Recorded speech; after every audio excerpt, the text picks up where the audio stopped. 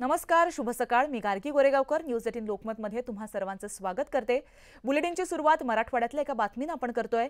मराठवाड्यात झालेल्या पावसामुळे मराठवाड्यातील 8 जिल्ह्यात लाखो हेक्टर शेतीही पाण्याखाली गेली आहे। अतिवृष्टीमुळे सोयाबीन, उडीद आणि मूग या पिकांचं मोठ्या प्रमाणात नुकसान झालं। सोयाबीन आणि कापूस पाण्यात गेल्यानं शेतकऱ्यांची मेहनत वाया गेली आहे। या अतिवृष्टीमुळे लाखो शेतकऱ्यांच्या डोळ्यात देखील पाणी आलंय।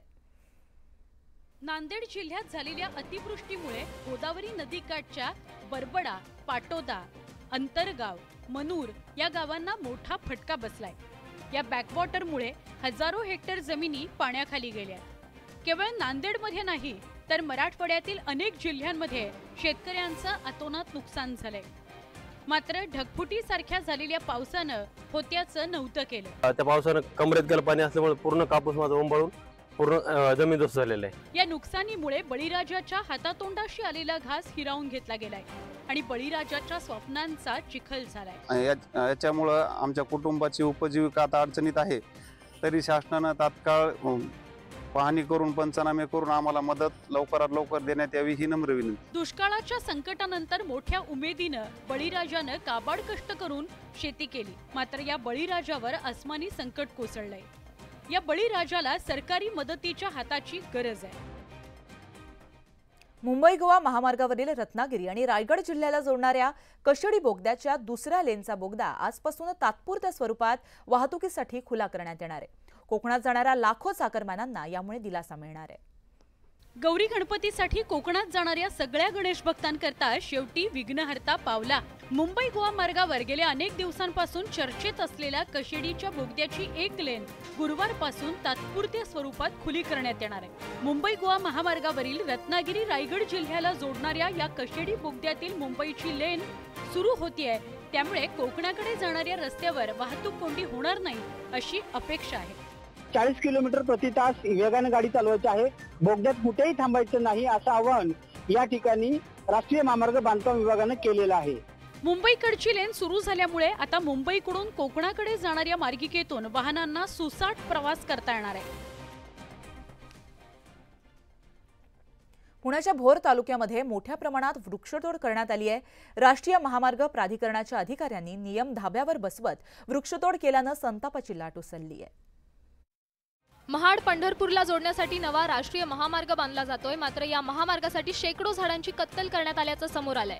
भोर ते वेनवडी दरम्यानच्या 3.5 किलोमीटरच्या टप्प्यातील ही झाडं तोडण्यात आली आहेत। नियमानुसार तोडल्या जाणाऱ्या झाडांपैकी शक्य तेवढ्या झाडांचं पुनर्रोपण करणं गरजेचं असतं। मात्र नियम धाब्यावर बसून ही वृक्षतोड केल्या गेल्याचा आरोप केला जातोय।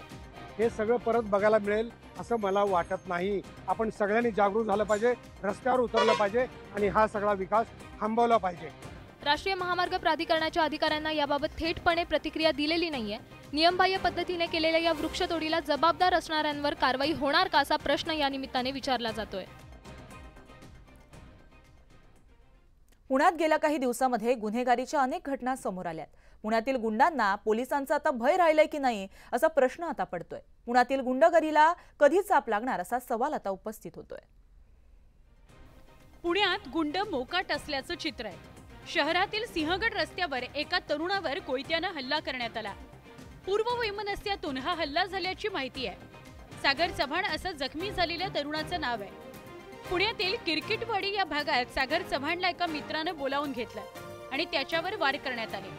मे महिन्यात पुण्यातील डहाणूकर कॉलनी परिसरात एकमेकांकडे बघितल्यावरून त्यांचं भांडण झालं होतं। या प्रकरणी पोलिसांनी 2 जणांना अटक केली असून यामधील एक आरोपी अल्पवयीन आहे।